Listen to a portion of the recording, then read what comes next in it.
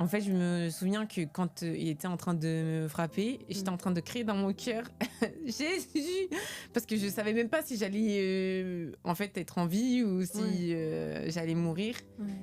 Et finalement, d'un coup, il s'est arrêté. Et là, on n'a pas trop compris, donc il y avait un petit peu de il s'arrête parce qu'il va rebondir, il s'arrête parce qu'est-ce qui va se passer.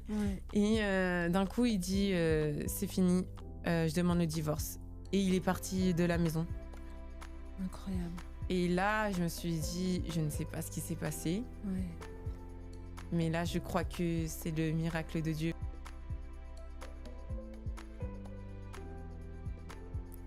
Bonjour et bienvenue dans Repères, le podcast chrétien qui explore la relation père-fille sans filtre.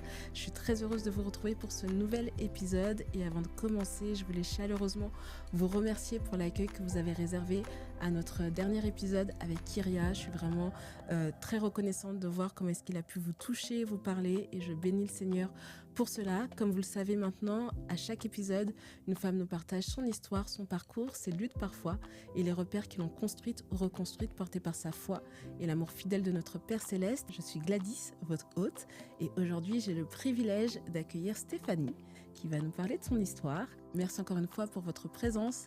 N'hésitez pas à liker, commenter et partager cette vidéo autour de vous si elle vous parle. Et encore une fois, je vous dis bienvenue dans Repères.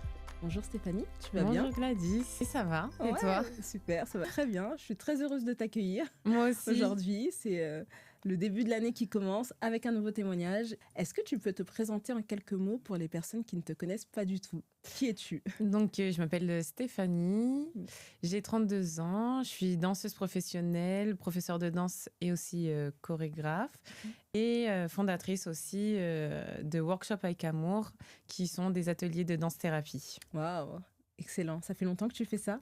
Ça va faire 3 ans maintenant. Et tout ça, c'est né suite à mon histoire. Wow. Donc c'est parfait. Tu vas nous en parler aujourd'hui. Dans quel contexte familial tu as grandi? Alors, moi, j'ai grandi dans une famille nombreuse. Et je tiens à préciser, parce que c'est très important. Et j'ai grandi qu'avec des sœurs. Waouh, ok. Vous étiez combien? On était 5. Wow. J'ai 5 sœurs et on était 6, pardon.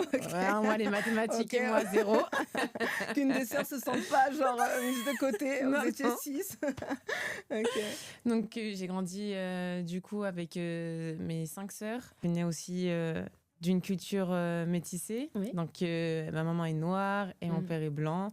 Et du coup, voilà, dans un contexte où il y avait beaucoup de joie, beaucoup d'art. On aimait beaucoup la musique et danser. Mais en même temps, à la fois, un peu de peur. On va dire, deux états complètement opposés. Tout simplement, en fait, c'est par le biais de mon papa qui avait quand même une éducation autoritaire. Et donc, ça crée quand même chez nous beaucoup de peur. Peur de le décevoir, peur de sa réaction, peur de mal faire, peur d'échouer. Et du coup, c'est ça aussi qui régnait. En plus de toute la joie, toute notre créativité. Dans la même maison. Dans la même maison. Et comment est-ce que tu décrirais justement la relation que tu avais avec ton père enfant? Comment est-ce que tu le percevais?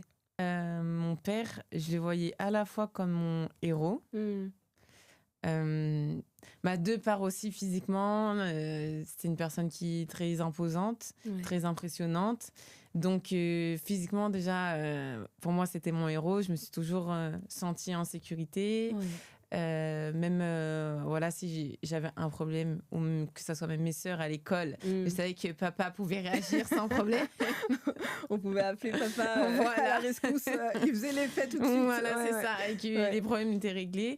Mais en même temps, j'avais beaucoup peur de lui. Vraiment beaucoup peur de lui, peur de ce qu'il allait me dire, peur de ce qu'il pensait de moi. Voilà, beaucoup de stress en fait. C'est fou cette ambivalence. Tu as dit que vous étiez 6. Est-ce que tu penses que tes sœurs le percevaient aussi comme ça ou c'était complètement différent pour elles? Je pense que pour chacune, c'est différent parce qu'on n'a pas la même sensibilité. Moi, je sais que je suis hypersensible. Donc, enfant, même quand on me disait quelque chose, je stressais énormément et je pleurais directement. Donc, pour moi, c'est pour ça que j'avais beaucoup de peur due à cette hypersensibilité. Mais certaines de mes sœurs, elles sont là plutôt... Stéphanie, t'exagères. Pas du tout, il fait pas peur. Donc voilà, c'est plutôt par rapport à... C'était très propre finalement, ta vision de petite fille aussi, et la manière dont tu le percevais. Est-ce qu'il y a une image ou un moment particulier qui résume un peu ce lien que tu as avec ton père? J'ai plutôt du coup 2 images. Déjà cette première image où avant de danser, avant que ma mère m'inscrive à la danse, etc., j'ai toujours eu ces images où je dansais beaucoup avec mon père. Parce que dans la famille, c'est pas ma maman qui dansait. Et mon père n'est pas danseur, mais il aime la musique, il aime bouger, il est libre avec son corps. Donc j'ai toujours vu mon père danser avec lui, me faire évoluer musicalement, apporter toujours, à l'époque c'était des CD. Ou des disques. On n'est pas si vieille que ça, mais à l'époque c'était des albums, des CD. Voilà. Donc toujours apporter des nouveaux CD, des nouveaux disques. Donc ça a fait comme évoluer ma culture musicale. Et c'est ça qui m'a animée à danser et à vouloir faire de la danse. Et ma mère a appuyé sur le fait de m'inscrire à la danse. Mais en même temps, il y a ce côté où j'ai toujours eu peur de lui parce que c'était jamais assez. C'était jamais assez. À l'école, c'était jamais assez. À la danse, faut que je sois la meilleure, c'est jamais assez. Qu'il y avait toujours comme une pression. Oui, c'est ça. Le sentiment d'avoir une pression permanente et de jamais véritablement répondre à ses attentes. Oui. C'est comme ça, en tout cas, que tu le percevais. Exactement. Comment cette relation, elle a évolué avec le temps? Avec le temps, la relation, elle s'est dégradée, malheureusement. Parce que mes parents se sont séparés. Et malheureusement, en fait, suite à cette séparation, mon père a été violent. J'avais à peu près 8-9 ans. C'est la première fois que je voyais de la violence. J'ai jamais vu de violence de ma vie, ni même à l'école. J'ai jamais vu de violence, ni même entre sœurs. On n'a jamais été violentes l'une envers l'autre. Et ça m'a traumatisée. Ça m'a traumatisée. Et à partir de ce jour, la relation elle s'est dégradée. Parce que j'ai décidé d'avoir un autre comportement envers lui. Et c'était quoi justement ce comportement? À cause de ce qu'il avait pu faire à ma mère, pour moi, j'ai jugé que je ne lui parlerai plus. Une manière de le punir pour le mal qu'il nous a fait, en fait, et qu'il a fait à ma mère, parce que c'est pas juste à ma mère, c'est aussi nous, parce que je pense à beaucoup de familles, même si la société, elle parle beaucoup des mamans battues. Finalement, c'est pas juste la maman, c'est aussi les enfants. Exactement. Et les enfants qui sont impactés, même si ils sont pas atteints physiquement parlant. Émotionnellement, c'est aussi une atteinte, c'est aussi une violence, c'est aussi une violence psychologique. Tout à fait. Finalement, moi, ça m'a tout aussi impacté que des coups physiques. Que les coups physiques. Qu'est-ce qui a été, tu penses, le plus douloureux ou le plus marquant pour toi dans cette relation avec du recul? Qu'est-ce qui t'a le plus marqué? Moi, c'est cette violence, en fait, c'est arrivé du jour au lendemain. Il n'y a pas eu, à mon échelle, de signes pour dire un jour, mon père, il va se transformer.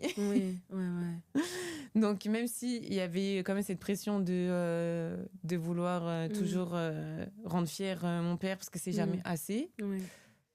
Mais je ne pensais pas, en fait, que mon père pouvait avoir ce côté violent, parce que je l'avais jamais vu.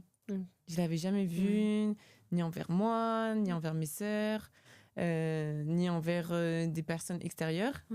J'ai déjà vu en colère, j'ai déjà vu eu des excès de colère verbale, parce qu'il y a eu une dispute, donc c'était... Ça peut arriver. Voilà, mais Jamais une violence Jamais. De ce type. Oui, pour rien en vrai. Oui, Il n'y a pas eu. Il n'y a rien qui justifie dans tous les cas la rien, violence. Voilà. Donc, c'était pas du tout justifié. Non, pas du tout. J'y pense là. Mais comment est-ce que en dehors de tout ça, comment est-ce que tu décrirais ton papa? Si tu devais mettre des mots sur la personne qu'il est, sur sa personnalité, comment est-ce que tu décrirais ton papa? Mon papa, je décrirais comme une personne blessée qui cache ses blessures à travers la joie, à travers l'humour, à travers la réussite. Donc, quand bien même il a eu ces moments de violence, mon père, c'est quand même, et ça a été une inspiration. Oui, pour toi, bien sûr. Et d'ailleurs, c'est lui qui t'a introduit à la musique, donc qui a finalement aussi réveillé un don en toi. Oui. Une inspiration de persévérance, une inspiration de réussite. Enfin, mes deux parents, pour moi, c'est ça leur point commun. C'est des personnes qui sont hyper persévérantes, qui lâchent pas, qui lâchent pas du tout. Et ça, c'est ce qui t'a transmis. Oui. Gloire à Dieu, parce que c'est une belle qualité aussi. Oui. Est-ce qu'à cette époque, tu avais déjà une image de Dieu comme celle d'un père? Pas du tout. Dieu, pour moi, j'avais même pas de conscience de sa réelle existence. J'avais juste conscience que Dieu existait parce que de culture, mes parents avaient reçu cette éducation religieuse. Mais ils nous ont pas élevés avec la foi chrétienne. Okay. J'avais pas cette conscience réelle de il existe vraiment, il a existé. Voilà, et c'est mon papa. Ok, voilà. Ça c'est venu bien plus tard. Et en quoi tu penses, donc tu as à peu près 8-9 ans quand ton papa part, donc ensuite tu grandis seule avec ta maman et tes sœurs. Oui. En quoi est-ce que tu penses que ta relation avec ton père a influencé la manière dont tu t'es construite ensuite en tant que jeune femme, puis en tant que femme? Alors moi, ça a été radical dès que mon papa est parti et que du coup, ça a été marqué par la violence, cette séparation. Ça a été radical, j'ai envie de dire, les semaines qu'on suivit. Je suis devenue un garçon manqué. Aujourd'hui, je peux le dire que c'était par pure protection. Mais à cet âge-là, c'était inconscient. Oui, bien sûr. Mais ça a été très, très radical. Je suis devenue vraiment un garçon manqué. J'ai comme coupé la parole. C'est-à-dire que même si je continuais de voir mon père, je ne lui parlais pas. J'étais cordiale, polie, mais il ne savait rien de moi. Je lui partageais rien du tout. Parce que c'était une manière de punir. Et au fond de moi, j'avais énormément de rage, énormément de colère.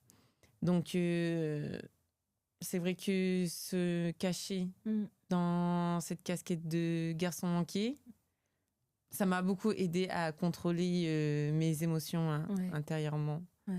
Donc, c'est vrai que j'ai évolué en ayant cette envie d'avoir les garçons à côté de moi, de mon côté, pour être sûre qu'ils ne vont pas me faire de mal. Et d'essayer d'être comme eux, pour essayer d'anticiper ce qu'ils vont faire. Comme ça, je n'ai pas trop de surprises. C'est fou quand même de se dire qu'à cet âge-là, on développe, même inconsciemment, comme tu le disais, ce type de mécanisme de protection. Tu t'es dit, autant faire mes alliés et marcher avec eux pour être sûre que je ne me retrouve pas dans une situation où l'un d'entre eux pourrait se retourner, entre guillemets, contre moi. Et c'est fou. Et quels étaient tes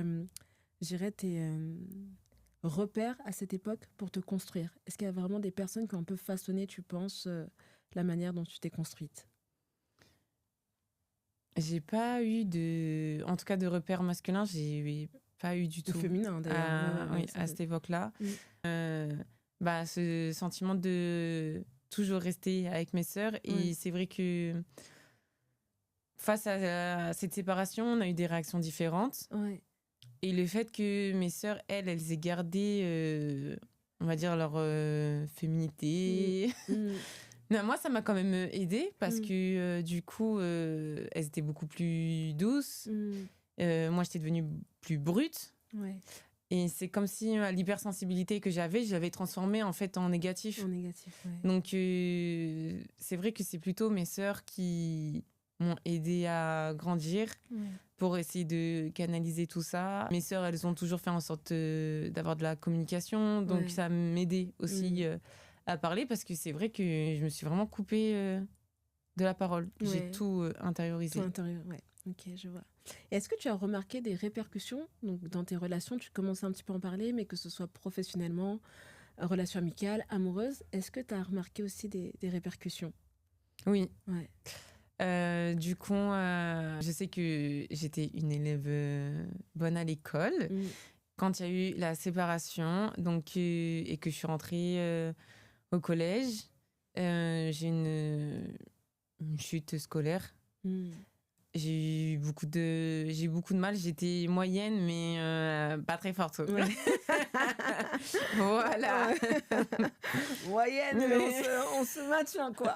Voilà. Ouais. Et c'est pour ça que mes sœurs m'ont beaucoup aidée, parce que le fait que scolairement, il y en a qui arrivaient vraiment, ça m'a vraiment aidée. Donc, je m'accrochais comme ça. Tu étais celle du milieu. Oui, je suis celle du milieu. 2 grandes sœurs, c'est ça? 2 grandes sœurs, oui, et 3 petites sœurs. Et 3 petites sœurs, ok.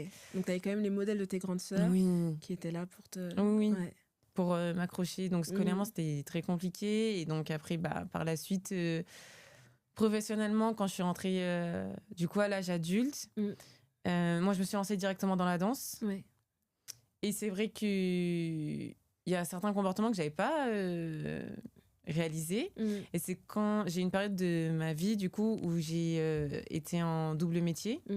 Et quand j'ai commencé un métier plus lambda, c'est là que j'ai remarqué que j'avais un énorme problème d'autorité. J'ai un énorme problème de fait que on vient de me donner des ordres, que ça c'est pas comme si, mais c'est comme ça. Et surtout quand ça devenait d'un homme, alors ça devenait encore plus difficile à digérer. Mais j'avais toujours tendance à vouloir répondre, et des fois je prenais sur moi, des fois je répondais. Donc bien évidemment, j'ai été plusieurs fois convoquée.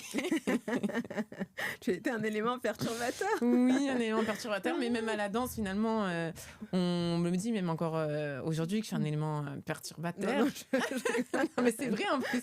Oui, ça m'a vraiment, la séparation, ça m'a énormément perturbée, donc toujours là pour un peu embêter les gens, mettre un petit peu de piment.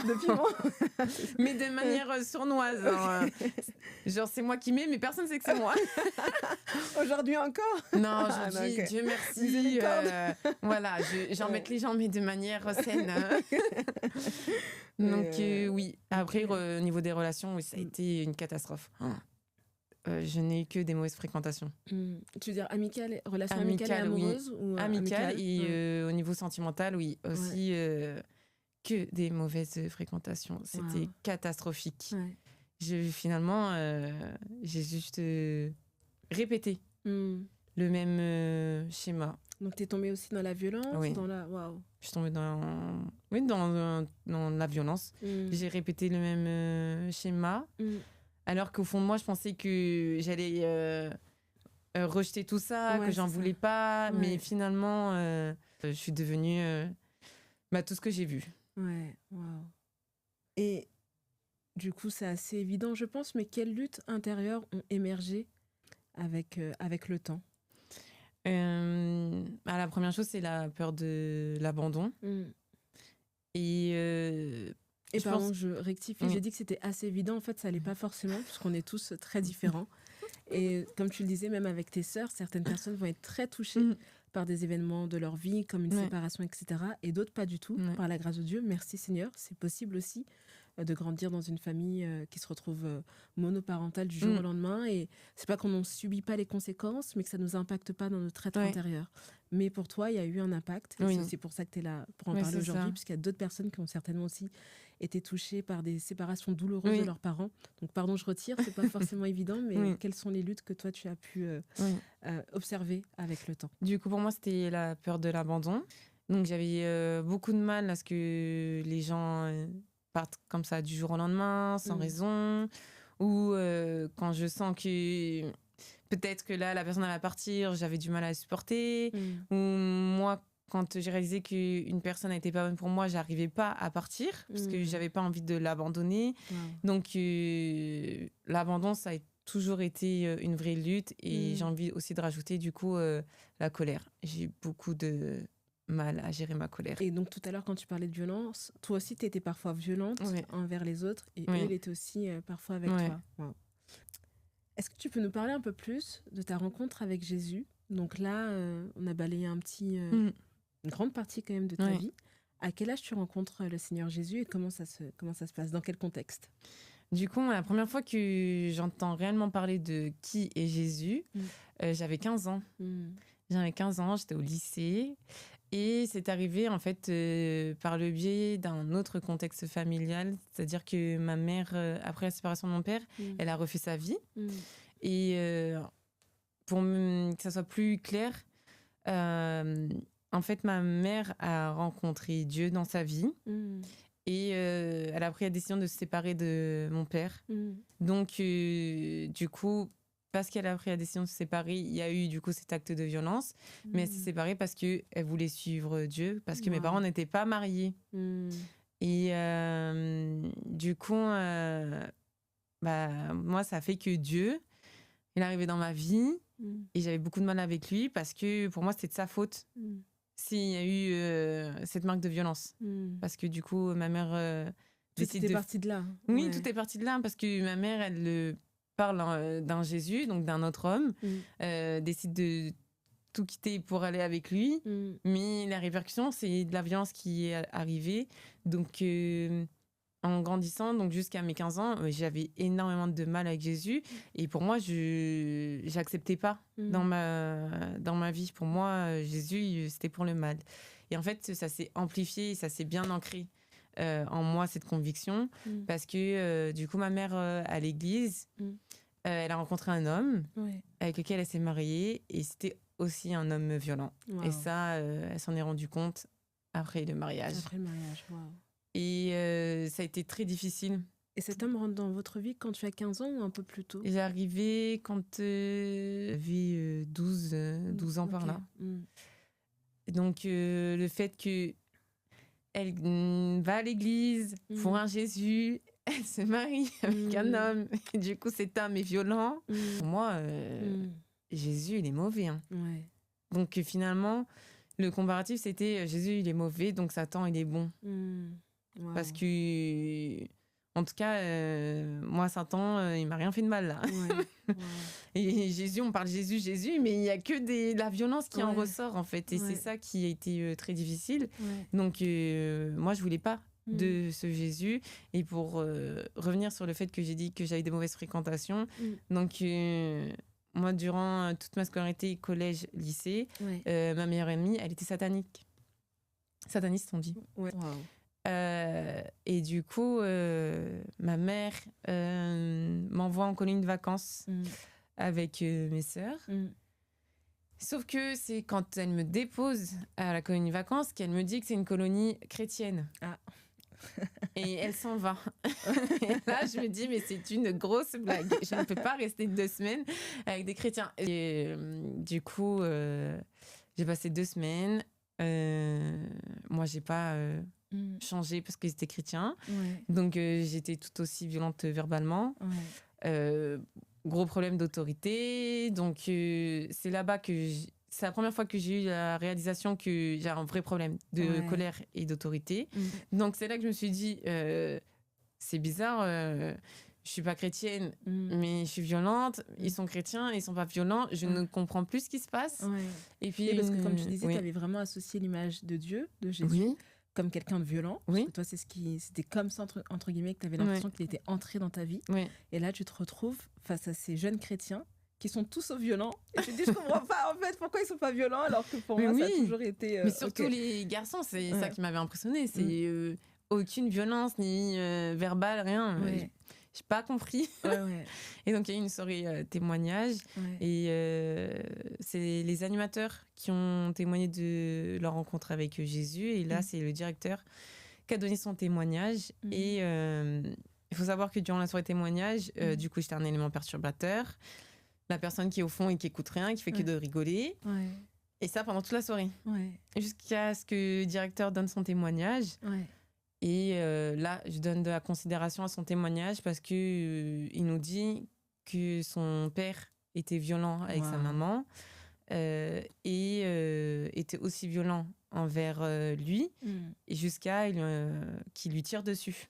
Donc là, je me suis dit, ok, on va arrêter de rigoler et perturber. Son père a tiré sur son enfant. Waouh, incroyable. Et du coup, là, je me suis arrêtée et je me suis dit, ok, toi, je vais t'écouter parce que tu comprends ce que je suis en train de vivre. Tu comprends la souffrance que je vis. Et j'avais jugé que lui était plus high level que moi. Ouais. Donc, je l'ai écouté et son témoignage m'a perturbée. Wow. Ça fait un 360 dans ma tête. Et quand il a fini son témoignage, je suis partie de la salle. J'ai pleuré directement. Les personnes ne savaient pas pourquoi je pleurais. J'arrivais pas à parler, j'arrivais pas à dire les choses. Parce que tu n'en parlais pas à l'époque. Non. Et autant ton père biologique n'a jamais été violent envers vous, mais autant ton beau-père l'était. Donc tu as vraiment, à ce moment-là, expérimenté la violence physique de la part de ton beau-père, mais tu n'en parlais pas. Oui. Ok. Donc c'est vraiment à ce moment-là que tout est ressorti. Ouais, c'est ça. Ouais. Donc j'en ai pas parlé. Mais quand ma mère est venue nous récupérer, j'ai demandé à retourner l'année d'après. Parce que ça m'avait perturbée. Enfin, toutes mes convictions, elles ont été passées à la machine à laver. Et là, qu'est-ce qui se passe? Je comprends pas. Je pensais que j'avais raison. Mais là, je viens de voir quelque chose qui est à l'opposé de ce que je vis, de ce que je crois. Et du coup, il y a quand même eu un impact parce que ça a calmé ma rage. Ça m'a plus adoucie. Et donc, du coup, je suis retournée l'année suivante. Et il y a eu encore une soirée témoignage. Et le directeur a voulu redonner son témoignage, mais il avait précisé que normalement, c'était pas à lui. Mais il sentait qu'il devait le refaire. Et il en redit. Et là, en fait, là, j'ai une crise de larmes. Une crise de larmes. Je m'arrête pas de pleurer, je n'arrête pas de crier, j'arrive plus. C'est comme si mon corps, il avait dit c'est bon, stop. Là, la vérité, il faut que ça sorte. C'est ça. Du coup, les animateurs m'ont pris en charge et j'ai fini par dire ce qui se passait à la maison. Et du coup, ils m'ont parlé, ils ont prié pour moi et ils m'ont dit peut-être que tu crois pas en Dieu aujourd'hui, peut-être que tu as de la haine envers lui, mais tu sais que même si tu crois pas en lui, tu peux le mettre au défi. Et du coup, je leur ai demandé, mais je comprends pas, ça veut dire quoi de mettre Dieu au défi? Et ils m'ont dit, par rapport à ta situation, tu as le droit de mettre Dieu au défi en disant, si tu existes réellement, sors-moi de ma situation et je pourrais croire en toi. Donc du coup, je dis devant eux, Dieu, si tu existes, sors-moi de ma situation, ma famille et moi, et je te donnerai ma vie. Wow. Et il rajoute, du coup, vu que tu as décidé de mettre Dieu au défi, il va falloir que toi, de ton côté, tu pries, que tu lui parles pour entretenir cette relation. Parce que Dieu, c'est une relation. C'est pas tu viens et tu dis tu fais ça pour moi et tu t'en vas. C'est ça. Ouais. C'est une relation. Donc, il faut entretenir cette relation. Et j'ai dit, mais comment on prie? Moi, je sais pas prier. Ils disent, tu lui parles comme s'il était là. Et je me dis, mais déjà que ça a été compliqué, en fait, de parler. Là, vous savez pas, mais j'ai fait déjà un pas énorme. Donc, donc là, parler à quelqu'un que je ne vois pas, c'est encore plus compliqué. Et donc, je tiens quand même à préciser la suite, c'est que quand ma mère est venue nous chercher, ils ont eu cette volonté de parler à ma mère et de répondre à cette responsabilité de ok, on est au courant et que de signaler, en fait, de l'aider, etc. Et je tiens à le préciser parce que même si on parle de violence, on est quand même encore en 2026 maintenant. La violence, on est obligé de le répéter constamment parce que face à ce sujet, il y a beaucoup trop de personnes qui ferment les yeux dessus, qui sont dans la non-assistance à personne en danger, alors qu'ils sont au courant, alors qu'ils voient les faits, que ça soit à l'église, que ça soit à l'extérieur de l'église, la société est toujours, ferme toujours les yeux face à la violence, malheureusement. Et là, eux, ils ont quand même eu la sagesse de répondre à cette responsabilité de ok, on va parler à cette maman et on va l'aider. Et donc ça nous a beaucoup aidés. Donc même quand on est rentré, ils nous ont suivis, ils nous ont aidés. Et l'année qui a suivi, donc à partir de ce jour où j'ai mis Dieu au défi, l'année qui a suivi, en fait, il y a une nuit plus violente que les autres jours. Et c'est cette nuit-là où on a vraiment cru qu'on allait toutes mourir. Et j'ai envie de dire, Dieu merci, il n'y avait pas toutes mes sœurs. Et en fait, je me souviens que quand il était en train de me frapper, j'étais en train de crier dans mon cœur Jésus, parce que je ne savais même pas si j'allais en fait être en vie ou si j'allais mourir. Et finalement, d'un coup, il s'est arrêté. Et là, on n'a pas trop compris, donc il y avait un petit peu de il s'arrête parce qu'il va rebondir, il s'arrête parce qu'est-ce qui va se passer. Et d'un coup, il dit c'est fini, je demande le divorce. Et il est parti de la maison.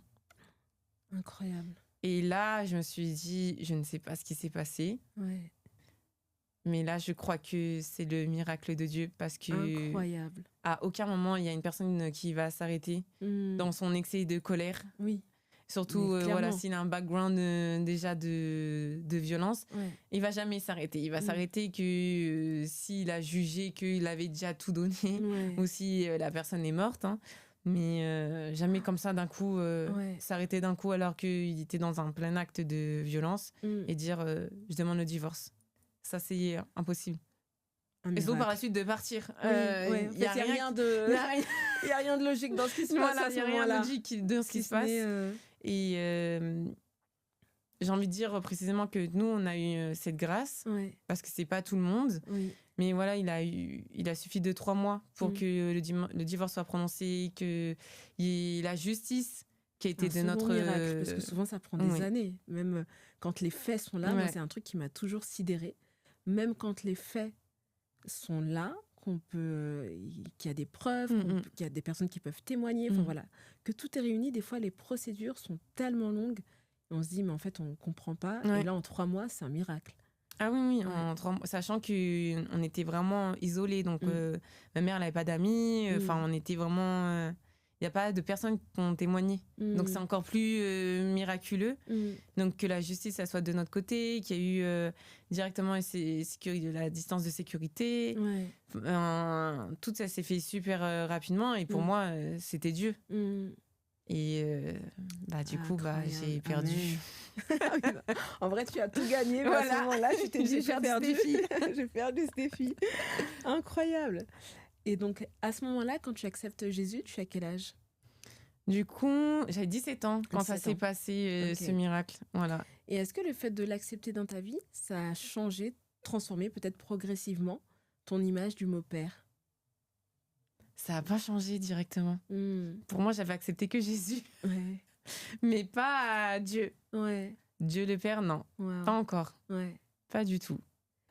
Donc, tu dis pas du tout. C'est arrivé plus tard. Et si oui, comment ? Qu'est-ce qui fait qu'à un moment donné, il y a eu un shift en toi et tu as commencé à recevoir cet amour de Dieu comme étant celui de ton père ? C'est arrivé très tard. Très, très tard. J'avais une 20aine d'années. Donc, voilà, je tiens à préciser que voilà, quand on donne notre vie à Christ, on n'accepte pas l'entièreté de toutes les facettes de Dieu.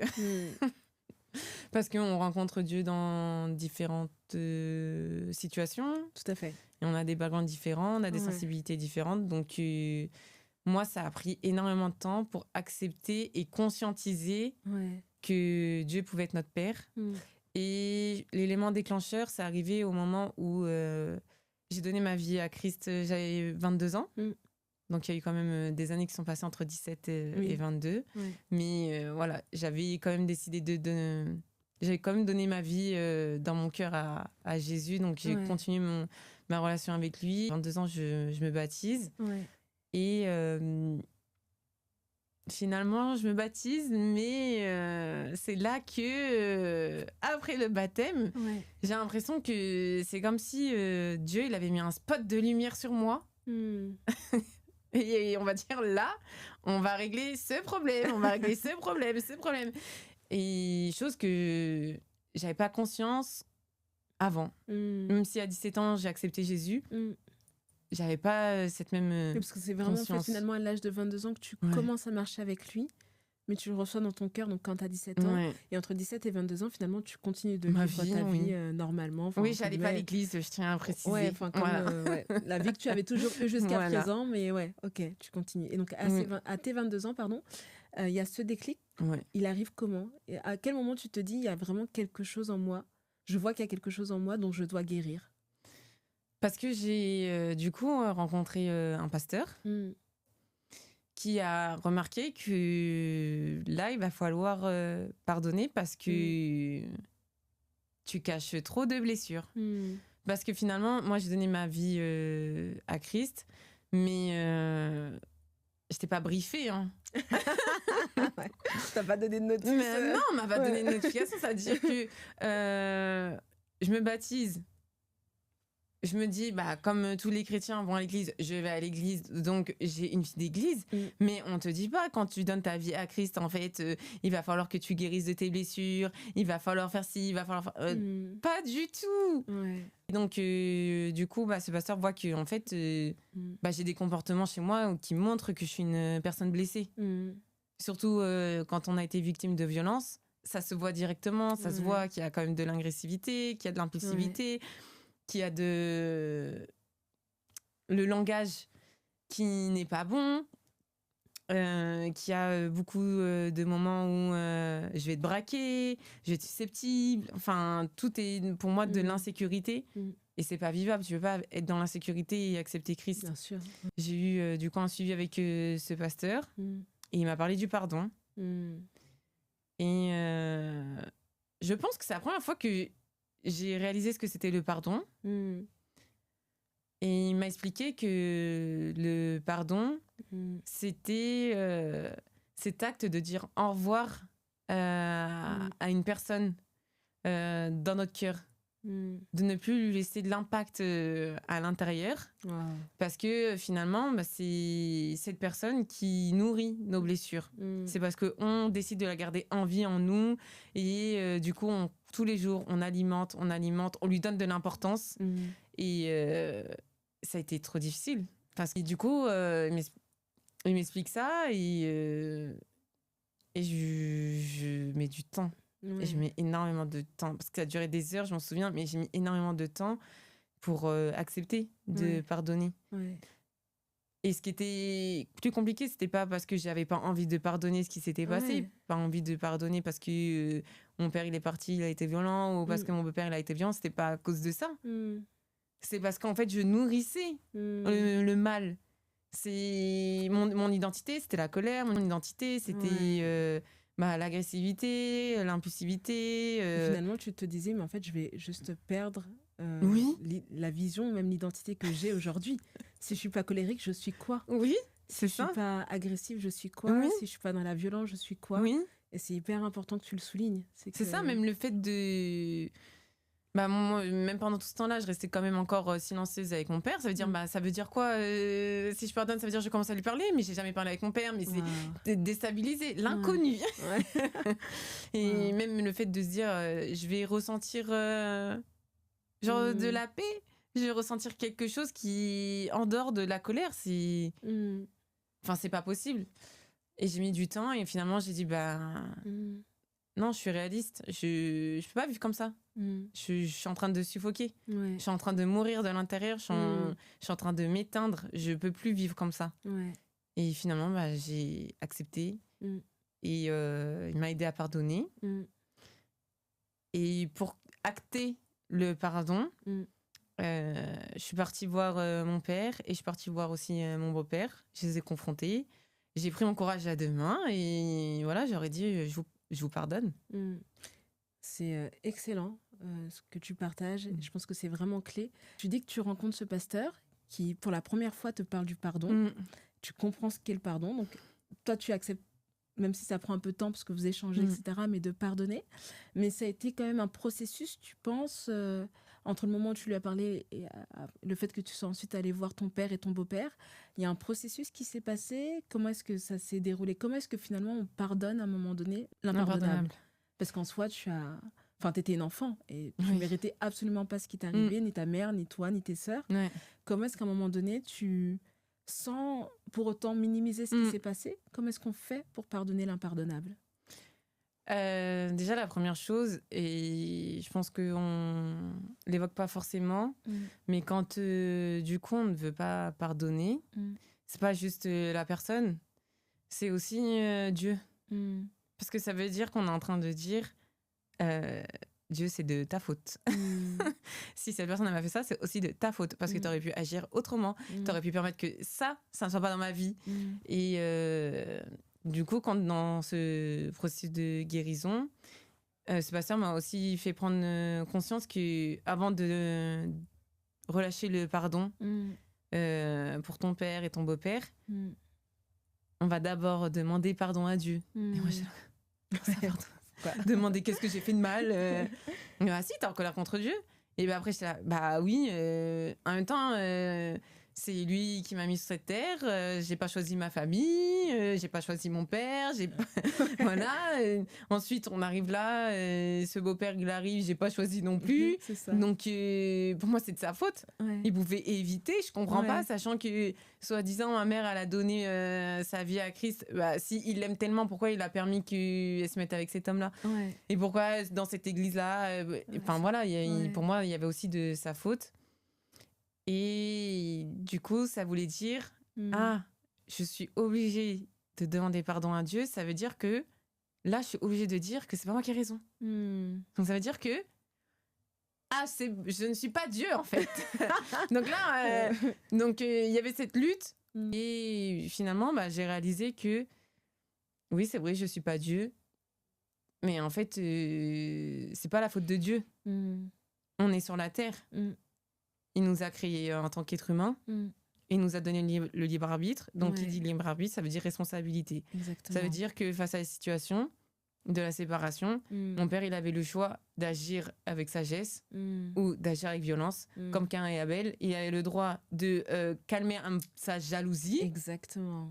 Ou de le tuer. Et il a choisi de tuer son frère. Et pourtant, on lit bien que Dieu lui a parlé. Oui, tout à fait. Et Dieu, il parle au cœur des personnes. Exactement. Et il laisse le choix. Il a fait le choix de choisir la violence. En fait, c'est soit la vie, soit la mort. On doit choisir.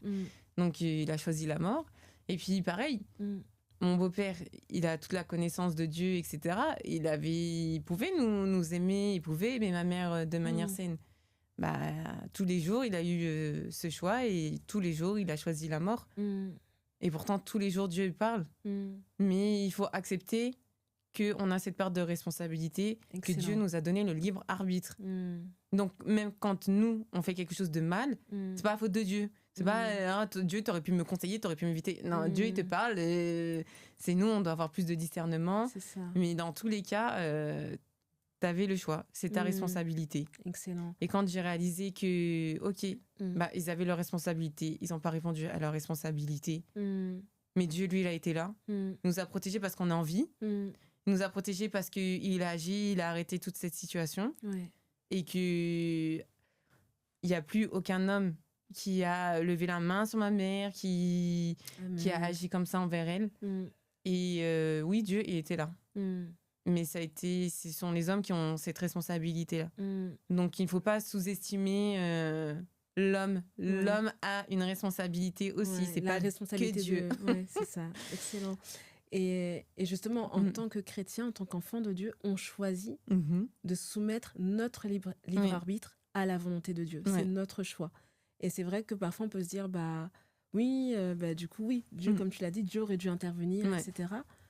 Il peut intervenir quand on lui demande. C'est sa grâce aussi. Des fois, il intervient même sans qu'on puisse peut-être le formuler, le demander. Mais il nous a aussi laissé cette responsabilité de nos actes, de nos paroles, de ce que l'on sème. Et c'est à nous de choisir chaque jour le bien ou le mal pour nous soumettre à sa volonté et choisir de faire ce qu'il nous a demandé de faire dans sa parole. Exactement. Et de nous aimer les uns les autres, de nous pardonner. C'est pas toujours évident. Et on ne dit pas que tout se fait en un claquement de doigts. Des fois, on passe tous par un processus pour arriver à faire quelque chose qui peut être parfois... On a l'impression que la personne, elle a toujours été comme ça, mais toi, tu pardonnes facilement, toi, tu aimes facilement. Et parfois, c'est un processus. C'est un processus et Dieu a été là, il nous a conduits, ça prend du temps. Et un jour, ça devient vraiment notre nature parce qu'on a été créé à son image. Il a mis aussi en nous cette capacité de pardonner. Si lui ne nous avait pas pardonné, aucun de nous ne serait là. Donc, comme ça, parce qu'on a reçu cette grâce, ça veut dire qu'on peut aussi la partager avec d'autres, même si ça nous coûte. Et c'est vrai que le pardon, ça coûte parfois. Excellent. Excellent. Tu en as un petit peu parlé tout à l'heure, mais est-ce qu'il y a eu des répercussions ou des incompréhensions vis-à-vis de Dieu? Est-ce que il y a des choses vraiment tu t'es dit là je comprends pas Seigneur? Je comprenais pas le processus de guérison. Je comprenais pas parce que j'en avais marre. J'en avais marre en fait d'entendre des témoignages où Dieu agissait radicalement. Je comprenais pas. Et puis je trouvais pas forcément de personnes qui vivaient ce que je vivais. Donc c'est-à-dire avoir une enfance marquée par la violence et installée jusqu'à aujourd'hui d'être dans un cycle en fait de violence. J'arrivais pas à trouver en fait de témoignages où il faut un processus et ça m'a beaucoup perturbée parce que je me suis dit mais en fait je suis dans le péché, en fait j'ai un problème, en fait je comprends pas et j'avais toujours l'impression si tu fais ça, Dieu va faire ça. Si tu fais ça, Dieu va faire ça. Et pourtant je pardonne. Et puis je fais, mais pourquoi ça fonctionne pas? Pourquoi je suis toujours dans un processus? Pourquoi ma vie elle ne change pas? Pourquoi il y a toujours autant de violence? Je comprends pas. Je comprenais pas le processus. Je ne comprenais pas. J'entends pas j'ai passé 10 ans. Je donne ma vie à Christ, j'ai passé 10 ans dans ça ou à lâcher ça. J'avais plutôt ce sentiment de non, il faut que tu lâches ce péché et bim, ta vie va changer. Et puis comme si le pardon c'est comme ça et bim, ça va changer. Il faut arrêter et bim, ça va changer. Et comme si en fait... tout était une question comme si c'était facile. Et j'étais perturbée entre Dieu dans la Bible, je comprends pas. Dans l'Ancien Testament, ça passe des années. Dans le Nouveau Testament, ça passe aussi des années. Et donc j'avais du mal à comprendre pourquoi... ça prenait autant de temps aussi. Oui, ça prenait autant de temps. J'aimerais revenir sur l'un des premiers points que tu as évoqué, c'est que quand tu as donné ta vie à Christ, tu n'avais pas conscience qu'après ça venait aussi un temps où ton âme devait être restaurée, où tu devais guérir de certaines de tes blessures. Je voulais revenir dessus parce que Dieu a toujours été à propos de sauver les gens, mais aussi de les guérir. Et il y a ce verset dans la parole que tu connais certainement et qui dit... dans Ésaïe 61, « L'Esprit du Seigneur est sur moi, il m'a oint pour annoncer la bonne nouvelle aux pauvres et pour guérir ceux qui ont le cœur brisé. » C'est ce qui arrive tout de suite après. Et en grec, dans la Bible, il y a un terme qui résume vraiment ça, c'est le terme sozo, qui veut à la fois dire sauver et guérir. Et sozo, c'est vraiment ça, c'est délivrer, guérir. C'est exactement le même terme qui est utilisé pour vraiment montrer à quel point Dieu a toujours été à propos de « je veux sauver les gens, mais je veux aussi les guérir ». Donc c'est super important aussi, je pense, pour les personnes qui nous écoutent, qu'on puisse tous garder dans notre cœur que Dieu a toujours été à propos de la guérison physique, bien sûr, mais aussi intérieure, émotionnelle, celle que l'on ne voit pas, celle que les autres ne voient pas, et qui peut parfois prendre d'ailleurs plus de place qu'une guérison physique, mais Dieu lui le voit et son cœur ça a toujours été de guérir aussi les cœurs brisés et c'était important aussi, je pense que tu le mentionnes parce que je pense qu'il y a des personnes peut-être qui ont donné leur vie à Christ et qui se disent mais je comprends pas pourquoi j'ai toujours les mêmes blessures, les mêmes mécanismes, pourquoi, etc. Parce qu'en fait il y a cette guérison qui doit aussi arriver à un moment donné et cette restauration que le Seigneur veut opérer, mais pour ça il faut aussi lui laisser la place de le faire. Et c'est ce que tu as fait. Je trouvais ça important aussi que tu le mentionnes. Comment est-ce qu'avec le temps, tu as compris que pardonner, ce n'était pas forcément ni excuser, ni oublier? J'ai réalisé ça quand j'ai compris que finalement, dans la relation dans laquelle j'étais en train de l'excuser et je ne pardonnais pas. C'est-à-dire que je n'ai pas tiré une leçon. Je continuais, j'excusais. Allez, on continue. Mais... en fait, les choses ne changent pas parce que je décide juste de fermer les yeux. Donc, j'excuse, je ferme les yeux. Alors que pardonner, Ça veut juste dire, là, ton acte va avoir des répercussions. La répercussion, c'est que je pars. Ouais. Parce que la manière dont tu as agi n'est pas normale, n'est pas correcte. Et du coup, je pars, je te pardonne parce que je ne veux plus que tu aies d'impact dans ma vie. Et j'en tire une leçon pour que les prochaines personnes, parce que on est sur la Terre, donc bien évidemment qu'on va rencontrer plein de personnes qui sont violentes, etc. Pour refuser, mettre mes limites, parce que j'en ai tiré une leçon. Et ça, c'est pardonner. Excuser, c'est tu restes toujours dans le même cycle, en fait, ça te garde dedans. Ouais. Excellent. Comment est-ce que tu décrirais l'état de ton cœur aujourd'hui ? Mon cœur, il est en paix, en joie, comme il n'a jamais été. Amen. Et quel est le lien que tu as avec ton père aujourd'hui ? Aujourd'hui, je reparle avec mon père. J'ai délié la parole, grâce à Dieu. Et une relation paisible. Fini la peur. Voilà, c'est vraiment grâce à Dieu. Amen. Et si tu devais dire quelques mots à la jeune fille que tu étais, qu'est-ce que tu lui dirais ? Je lui dirais de garder espoir. De garder espoir, même si les situations montrent l'inverse. Tant que tu es en vie, il y a de l'espoir et il y a toujours des déviations. Tu vas toujours pouvoir t'en sortir parce que c'est toi qui le décides. T'as pas décidé de choisir ta famille, là où tu vas atterrir, mais tu décides là où tu veux finir. Est-ce que tu veux en faire ? Même si tu es jeune, même si tu es plus âgé, tu vas t'en sortir. Donc garde espoir parce que tu le mérites. Tu mérites d'être heureuse. Amen. Tant que tu es en vie, tu mérites d'être heureuse. Tu mérites d'avoir une bonne vie parce que c'est ce que Dieu dit, des projets de paix et non de malheur. Amen. Exactement. Et quel message tu aimerais transmettre à quelqu'un qui a vécu, qui vit une histoire similaire à la tienne ? Je dirais, ne prends pas l'ascenseur dans ta vie. Parce que tu vas rester bloqué, voire même tu peux redescendre très vite, mais prends les escaliers, monte un par un, même si c'est fatigant, monte, même si tu transpires, même si tu as envie de faire une pause, mais continue de monter parce que la finalité c'est que tu vas te retrouver tout en haut du sommet et c'est là que tu vas y voir la lumière.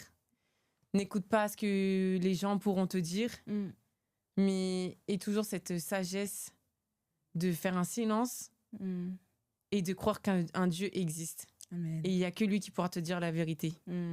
Parce que les personnes, c'est comme... En fait, imaginez qu'en fait, tu montes en haut d'un phare et que les personnes autour de toi sont juste le vent et la mer. Et du coup, ça va dans tous les sens. Un jour, ça va se calmer. Un jour, ça va être n'importe quoi. Mais Dieu, lui, est ce phare solide. Et au bout du phare, en fait, il y a cette lumière. Cette lumière, en fait, qui rappelle aux personnes, qui éclaire pour... à montrer la voie et j'ai envie de dire que ça prend du temps. C'est ça la vérité, ça prend du temps. Ça fait mal, mais la finalité, c'est que la lumière existe. Amen. La paix existe, la joie existe, Amen. L'épanouissement existe. Amen. Mais il faut aller la chercher pendant longtemps. Et Dieu est là. Voilà. Dieu est vraiment là Dieu pour est nous accompagner. C'est un Dieu de processus. Il n'est pas du tout effrayé par le fait que ça prenne que votre cœur puisse prendre du temps à guérir. C'est un Dieu de processus. Et tant que vous ne serez pas guéri, il restera là. Et même après, par la grâce de Dieu, il partira pas. Donc... Et la guérison, c'est important, je veux le dire, mais c'est toute une vie. C'est pas juste un instant. Tant qu'on est sur cette terre, on devra toujours guérir de quelque chose parce qu'il y aura toujours quelqu'un qui nous fera du mal ou une situation qui va nous faire du mal. On n'a pas le contrôle sur l'imprévu, sur le cœur des personnes. Donc le processus de guérison, c'est un mode de vie. Alléluia. Et pour finir, que signifie le mot repère pour toi aujourd'hui ? Le mot repère, ça signifie équilibre et stabilité. Oh, waouh, excellent. Merci beaucoup Stéphanie pour ton témoignage, vraiment pour tes mots. C'était précieux et je prie vraiment que ça puisse aider toutes les personnes qui l'écouteront. Et merci à chacun d'entre vous d'avoir pris le temps vraiment d'écouter cet épisode de Repères. Vous pourrez le retrouver sur toutes les plateformes d'écoute de podcast, mais également sur les réseaux sociaux. Et je vous dis à très bientôt pour un nouvel épisode de Repères. Ciao, ciao.